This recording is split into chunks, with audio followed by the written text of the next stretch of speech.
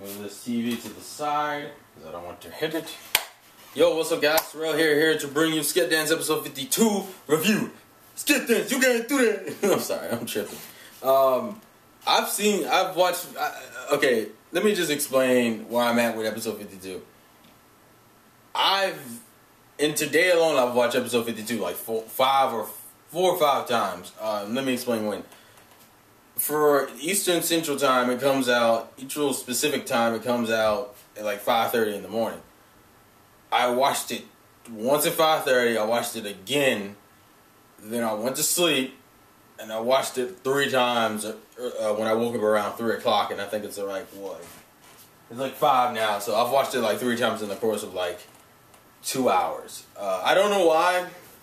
I think because I'm on a Sket Dance time because I've already watched everything else, like, because, you know, the seasonal stuff ended, and the only anime I said I was gonna watch is Goro Zombie Desukai, which I'm hoping gets a legal stream, which is why I haven't watched episode 1, because technically episode 1 is already out and is already subbed.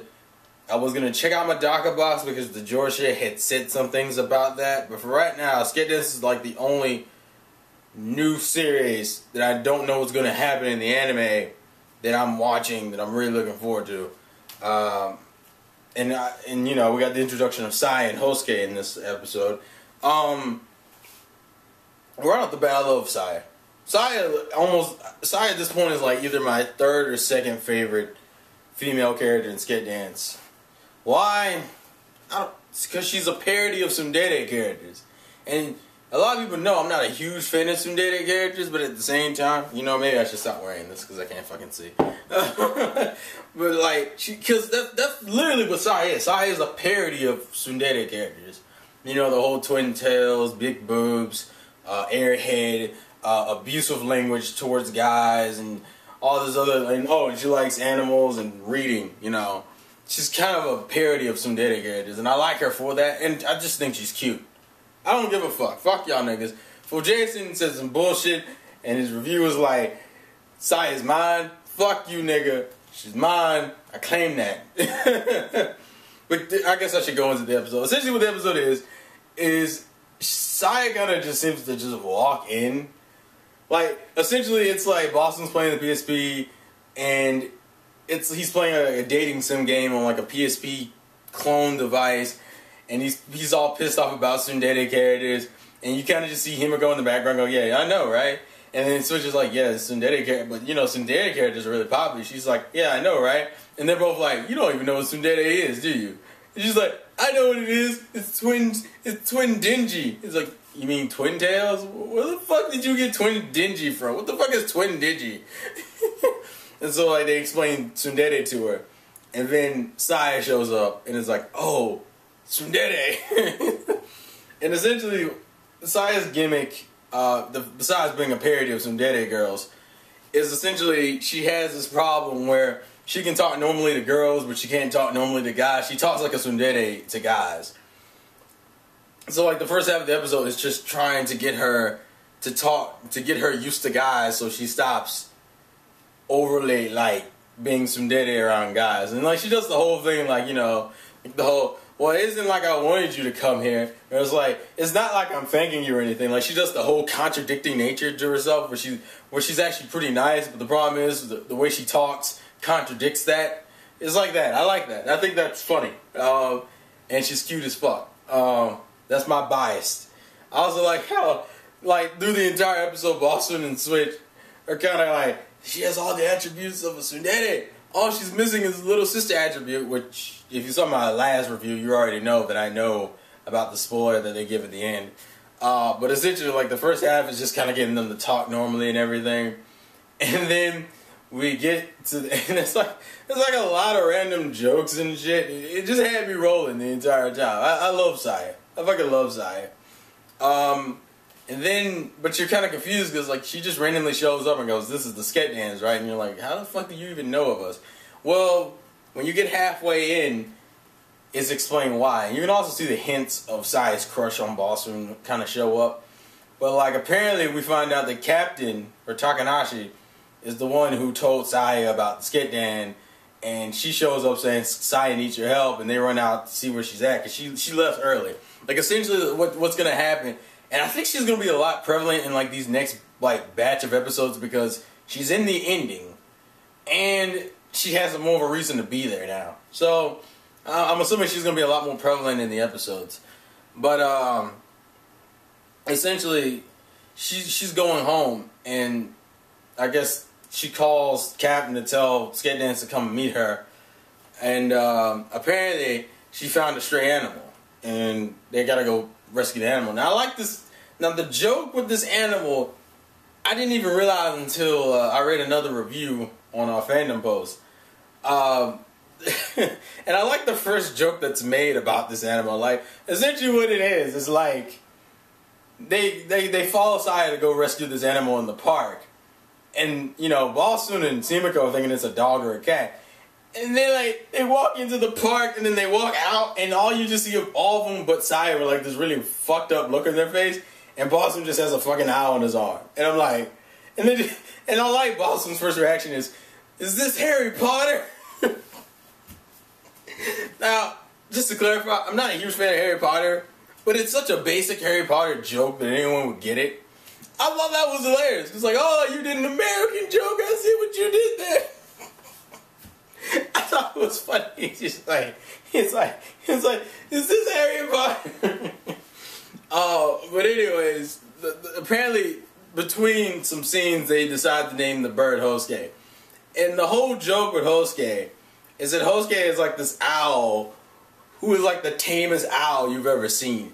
And the other joke that I didn't notice until I read the review is that Hoske is like the perfect pet for Sket Dan purely because the symbol of Sket Dan, you know, like the little devil horn circle face with like the two goggles, it looks like an owl's head.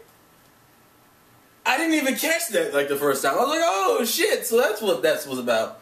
But essentially what it boils down to is like Saaya is like, can y'all take care of it? Can y'all take care of can I take care of Hoske in your club room? She's like, sure. Even though they're kind of apprehensive about it first, but then Saaya starts kind of like mentioning a phrase like, it's like, aren't you the boss that says if there's anyone I can help, I'll try my best to help him? And boss was like, where the hell did you hear that at? And then Captain's like, me. But essentially, they decide to take care of Hoske, and then you have fucking. But it's so damn tame, so it's like, oh, this is gonna be easy. And then Switch just trolls the shit out of everybody. He's like, no, it's not easy because owls don't get used to humans, you know. Owls are carnivorous creatures. Oh, and you have to feed this thing like dead animals like mice or chickens. And it's like, well, how the hell was like, wait a minute, what the hell? And I like how Captain's only reaction is, you think he would eat something tasty, and it's like, that's not the issue, Captain. that's not the issue right now. And like, they do like these really dark screenshots, like the owl looks evil for like a screenshot, and like they show like them going to this pet store and like a dead mouse with like its stomach cut open, and then like they pixelate the shit out of its entrails, and I'm like, yo, I thought that was funny as fuck. And then they skip to like the next day, and like apparently Switch has lost like this doll that he was going to trade for a Liberty Stick that he already has one of, but this is the limited edition one, and so he's freaking out. And then, you know, Saaya comes in to feed Hoske, and Hoske is just chill. Hoske, like that entire episode is just, that's the thing I like about Hoske. It's like Hoske isn't one of those ridiculous animals that has like these ridiculous quirks to make you like the character. His joke is the fact that he's so chilled, and I like that. Like he's such a chilled out. Like this is like, I swear to God, if I could have a pet, I'd rather have pets that are really chilled out like Hoske. Hoske's just like whatever. Nigga just gave fucking Saaya gave him a sausage. He didn't even nitpick it. He just ate the sausage, flew back over to Boston's lap, and took a nap. And I was like, nigga, so, what are you doing? I thought that was pretty funny.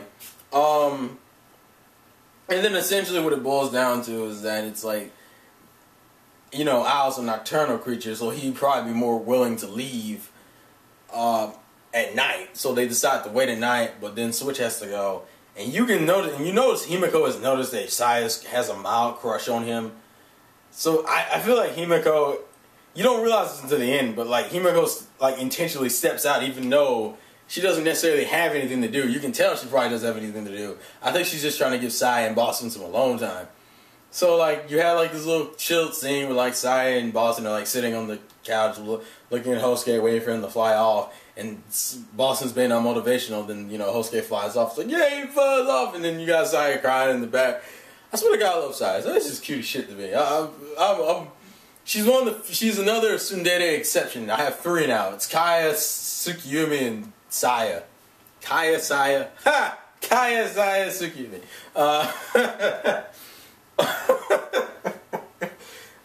And like he flies off. It's like at least you're wild side. And he flies off. It's like bye, Hoske, and then he comes back with like a dead mouse. It's like whoa no. He released his wild side. He came back with a dead mouse, and then you find out it's actually the doll that Switch was looking for earlier. And then you know like Switch is on this fucking good job, Hoske, like you own him or some bullshit. And like everyone's kind of like praising Hoske, and it's like, oh, I guess Hoske wants to stay. So I'm hoping there are gonna be a lot more stories involving Hoske, and a lot more stories involving Saaya. But the one troll moment that Hoske got in was like, Switch was all involved about his little Liberty stick he got, and fucking Hoske, like a G, went up and used his fucking stick as a perch. Because they were talking about, well, I guess we gotta make him a perch. And Hoske just flew up the Switch and took his stick and turned it into a perch. It just landed on the bench, and I was like, and Boston and Himiko were just mocking him for it. I guess, but that's essentially the episode. I guess the after episode is essentially Himiko blatantly like mind saying that she has a crush on you and you gotta go in Boston and all the other shit. Apparently Boston also tells Saaya that Tsubaki's his brother, which I thought was weird because it's like, you seem to be throwing that information out a lot lately. It's like, okay, fine. It's like, I would think that would be more of a personal thing but I guess he's not ashamed of it because as him and Tsubaki will eventually grow closer as brothers. I just thought it was kind of weird, and then, we get the reveal that Saaya is Agata's little sister, and then Boston and Switch are like, the little sister attribute. She's like a total tsundere. She's like out of a dating sim. Ah! And apparently, because Tsubaki and Agata came over there to tell them about to talk about the bird, and then she goes and talks to Agata in the corner, and it's like, yeah, he said it's cool. He said it's cool, guys. It's cool, guys. We killed the bird. And so it's like Himiko has essentially we have a new pairing shipping set up now. Boston X Himiko and Boston X. We have Boston X Himiko, we have Boston X Roman, and now we have Boston X Saaya. I'm not totally sure what I feel about this because I really like Saaya. And that's never happened to me before. It's usually been like I like one more than the other. But I like both of these characters. That sucks. It's one of those shipping things where I'm a little caught in between. I think I probably would still pick Himiko because she's like a main girl. That's probably why. But that's just me. So the one thing that I've noticed, we didn't get a new opening, which I'm assuming maybe they just didn't have time and they haven't done the opening. We got a new ending, and the new ending's alright. I don't really mind it. It's okay. I want to see how the new opening is, though. Saaya's in the ending, which makes me think she's going to be a lot more prevalent because of that. And then we get the preview. And the preview introduces the other new girl that we saw on that scan thing when Anime News Network first posted that bulletin about Sket Dance is going to have a second year. We got 2 pictures. We got a picture of Saaya and this little quiet looking girl who apparently is really fucking thick. The way Fool Jason described it, she was like black girl thick. Yeah, I want to fuck with that thick. Her name is Koma. Now, I accidentally read a few things on Koma, so I know that she's gonna be like the Hinata type, but apparently she has a really weird quirk. From what I understand, apparently her clothes are heavier than everybody else's for one thing. I don't really understand the reasoning for it though, and apparently she likes to parody or mimic Sengoku style period people, which I'm hoping there will be a shit ton of Sengoku Basara references in. I don't think there will be because I'm assuming these manga chapters came out before Sengoku Basara, So it'll probably be like a whole bunch of random jokes, but we'll see where it goes. Also, I saw in the preview, apparently Dante and Roman are in the same preview. Now, I know why Roman's in there, because from what I heard, apparently Koma's friends with, like, Roman's disciple, like that girl we saw, like, a while back. Apparently that's Koma's friend. So I understand why Roman's in the episode. I don't understand why Dante's in the episode. I mean, we haven't seen Dante in a while, so I guess it's nice, but it's like, why are you in the episode? Unless Dante has a crush on Koma. That's the only thing I could get out of that. But Koma is like a Hinata type girl. Like, she looks like she's really shy, and she has like that quirk that makes her crazy. Other than that, I enjoyed the shit out of this episode. I'm actually looking forward to next week's though, just to see how prevalent Saaya may be in the later episodes. I mean, it doesn't even look like she's in the next episode. I kind of hope Hoske and I hope Hoske and Saaya are a lot more prevalent. Because you put Saaya in the fucking ending, for God's sakes. I'm assuming you had like the normal Sket dance, and then you had Saaya randomly twice in the ending. So I'm assuming she's gonna be a lot more prevalent. What was the other thing? Oh yeah, a lot of people were losing their minds over Saaya's voice actress, which I know as Shamey from Blue Exorcist and Kureha from Aochiki. Apparently she's played in like Orimo and another show that I don't remember the name of right off the top of my head. But I know her as Kureha, and I think it's Shamey too. I'm not totally sure about Shamey because I haven't watched Blue Exorcist in a while. But I think that's Shamey's voice actress too. Which, you know, it's cool in itself. But essentially that's Sket Dance episode 52. I'm sorry this review was long, but I really like this episode. I mean, as I said, I've watched it 5 times and it hasn't even been out for 24 hours. The episode came out today. It came out 5:30 today, and I've seen it about 5 or 6 times. I'll probably watch it again. I'm probably going to watch it a few more times. I think I'm on a Sket Dance side. Also, if you couldn't tell by me wearing this, I really want Sket Dance merchandise. That's not even a joke. I really just legitimately want Sket Dance merchandise. Like, especially a Boston hat. A Boston hat... Probably just the Boston hat. I think that's like the main thing. But I really liked the episode. It was fun. I enjoyed the hell out of it. You guys leave your thoughts and comments in the comment section below. What do you think about Saaya? What do you think about Hoske? Hoske is my nigga. Saaya, cute as shit. I like the fact that she's a parody of tsundere characters. And I like Sket Dance. I am on a Sket Dance high right now. So you'll have to forgive me for being all hyper and shit. But that is essentially me. This has been the Vlogs Game for your boy T-Rail. Sket Dance, you're so awesome! And I guess I will catch you guys later. Sket Dance, you're so awesome! Alright, I need to stop. But I like that whole Sket Dance thing. Peace.